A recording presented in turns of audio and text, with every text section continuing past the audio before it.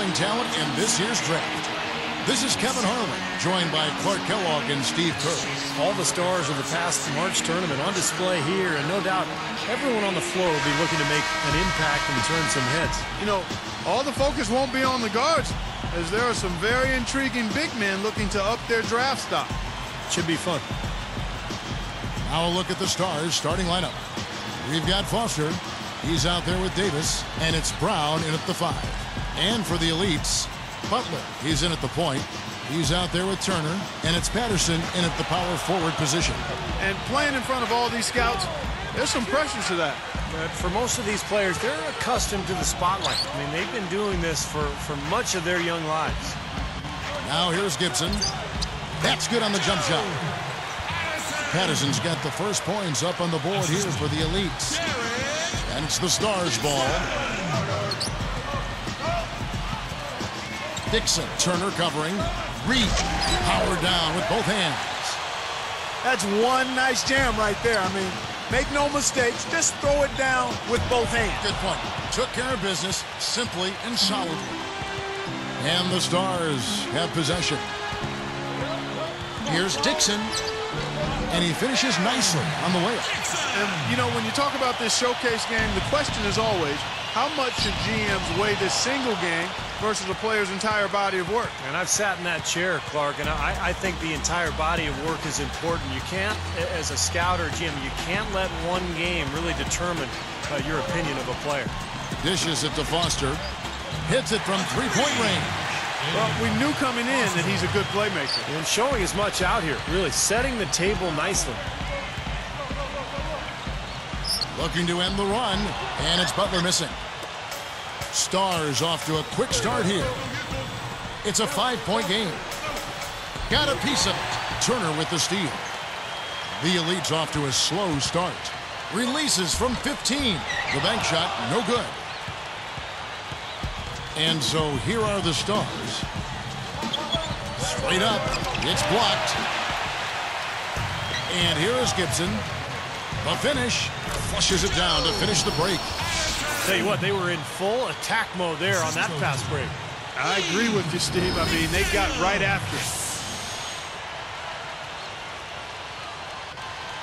it. And so here are the Stars. Davis inside, Patterson on him, and once again off the mark by the Stars. And the elites with the possession. They trail by 3. From downtown, the shot no good. Down the Stars the other way now, pushing it up. He kicks to Brown, launches it, and the rebound goes to the elites. And they're on the break. Here's Butler, cans it from 6 feet away. And the Stars have possession. Brown right side. Gibson on him. Brown dishes to Foster. Off target from 3-point range. You know, 9 times out of 10, he's going to knock that one down. He'll spray that one on you. The feed to Turner. Ring shot on the way, and he hits the jumper for 2. And the Stars have possession.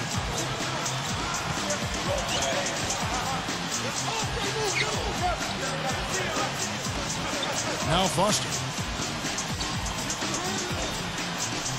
Dixon defended by Butler. 6 to shoot.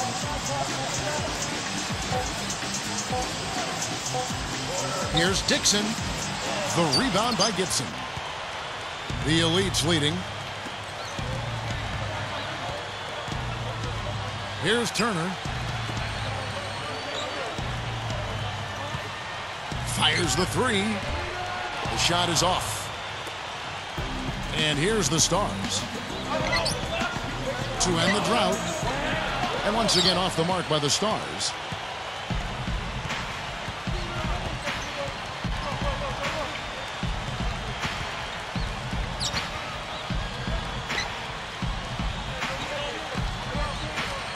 Goes up the baseline. That's good. Patterson's got 6 points. Tell you what, he's making a statement out there. He's highly regarded.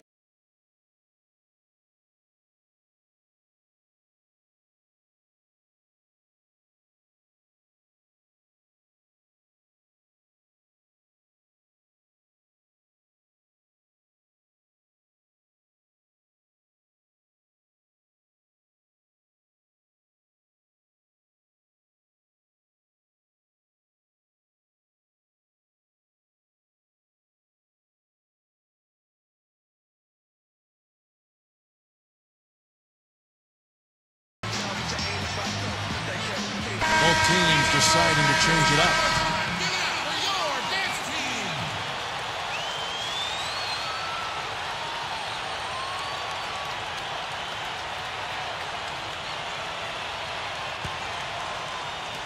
And the Stars have possession.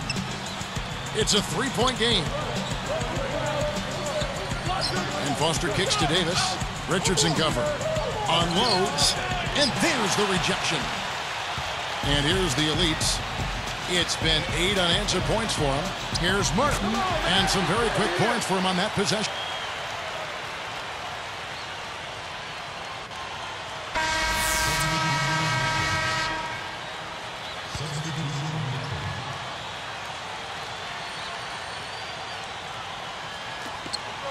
.135 left in the first.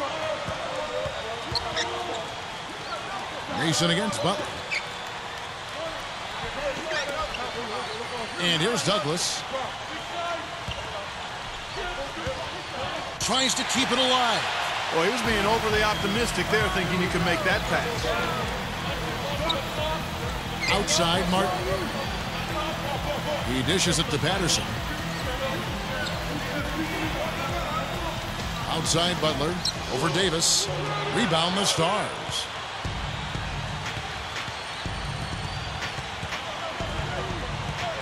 Poke loose. So a couple of poor possessions now in a row consecutively. Both times turnover. That's not productive basketball. That's not winning basketball. No, and Clark, you know, you start stringing errors back to back together, you lose all momentum in this game. The Stars trailing. From the wing, they get it again. The second chance effort. Foul call that time on the way up. That'll give him 2 chances at the free throw line here. Yeah, the official all over that one. That's a good call there.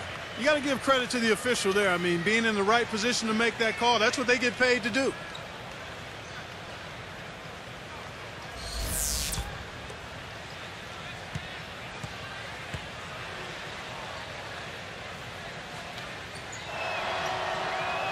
And that one misses.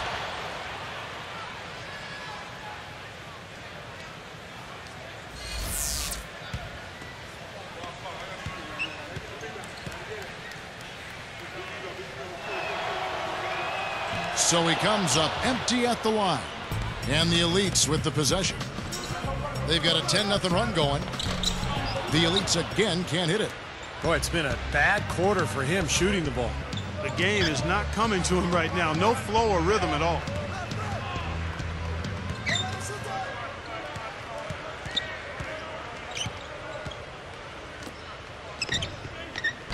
Can't tie it up as that one's no good. Now, they've got to be careful. They can't give him that much room because at that range, he'll make you pay. And so, both teams trading buckets as we end the first quarter. The Elites on top. They lead by a bucket. And I thought the defense was key here for this club. They really tightened up. And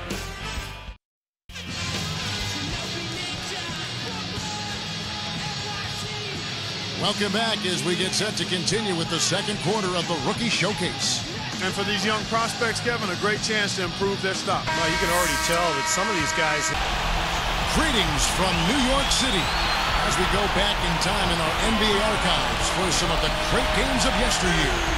This one pits the young and talented Orlando Magic against the tough veteran squad of the New York Knicks. And, of course, I'm looking forward to watching the matchup at center. Patrick Ewing, a Hall of Fame center, right in the prime of his career, going up against Shaquille O'Neal, a surefire Hall of Famer. And Shaq already in just his 3rd season in the NBA, the league's leading scorer, 2nd in field goal percentage, 3rd in rebounds, already a superstar.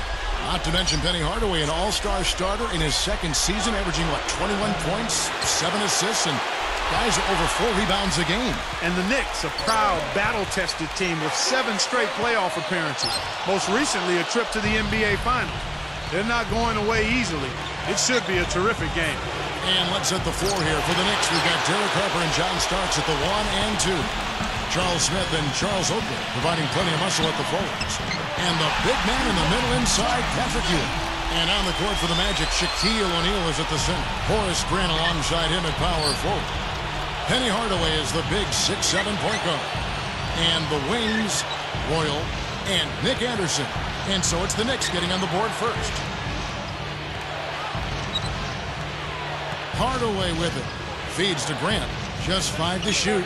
That's tipped. Out of bounds. They'll keep possession.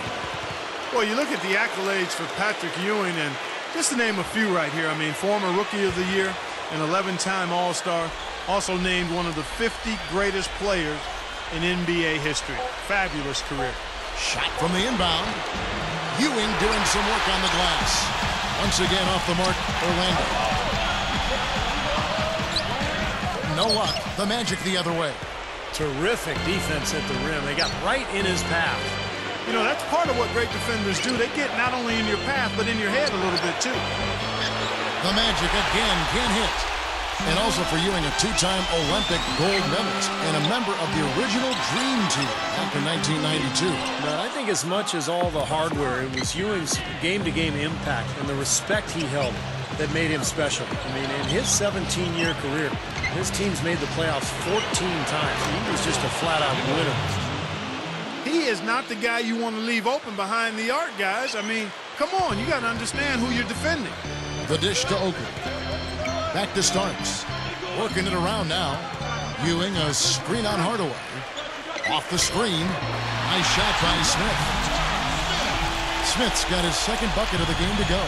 Penny Hardaway was so great early on in his career, but we don't hear enough about him now because, in part, he fell victim to injuries in the latter half of his career. Now here's Hardaway. He dishes it to Anderson. Fires the 3. Kept alive. Tries again. And Shaq puts it in. Defensively, you have to get a body on somebody every time down the floor. And so he earns a trip to the line. Officials saw the contact, and he'll shoot 2. It goes on Horace Grant. That wasn't an easy call, but I think it was the right one. Looked like he got hit on the way up. Yes, sir. Clearly gets him while he's releasing the ball there, Steve. No doubt about it.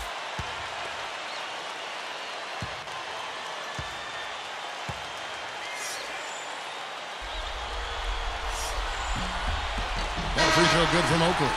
Talking about Penny Hardaway and those injuries you mentioned, Steve, you know, they took their toll on Penny, and he just didn't have the same, Clark, the same explosiveness that he came into the league with. Yeah, you know what, Kevin? I think had he been able to stay clear of the injuries and stayed healthy, he would have been one of the all-time greats. I mean, he did an awful lot in the short time that he was healthy in the NBA. You could see it, but he just didn't have the longevity due to the injuries. You know, Penny can set people up or finish it himself, as evidence right there, fellas. Here's Harper. Now Mason. Takes it up. A nice shot by Ewing. And that makes it a tie ball game. Well, no defense there. I mean, he just takes the ball right to the rim. You know, Patrick Ewing in college, he chose to stay all 4 years at Georgetown and wanted to do it for his dearly departed mother, and by the time he entered the '85 draft, he was a no-brainer first pick, a media phenomenon and a heck of a player. First person.